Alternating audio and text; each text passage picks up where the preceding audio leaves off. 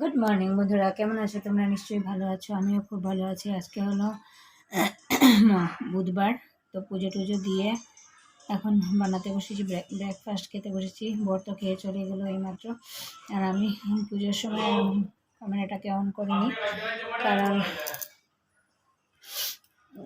রোজ রোজ একই জিনিস কি দেখাবো। এখন কতগুলো কাপড় ছিল ভিআইপিতে সুটকেসে, এগুলোকে রোদ্রে দিলাম, দিয়ে এখন খাবো ব্রেকফাস্ট।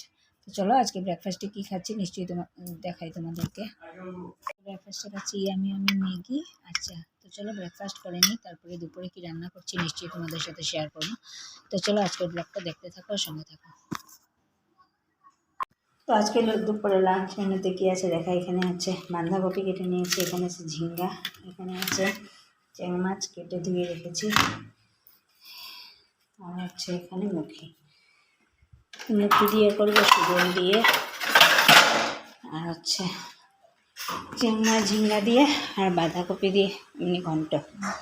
চলো আজকের ব্লগটা দেখতে থাকো আর সঙ্গে থাকবো। তো দেখো আজকে আরও কতগুলো কাপড় শুকিয়েছি, এগুলোকে এখন ভাজ করবো। তো চলো আজকের ব্লগ দেখো।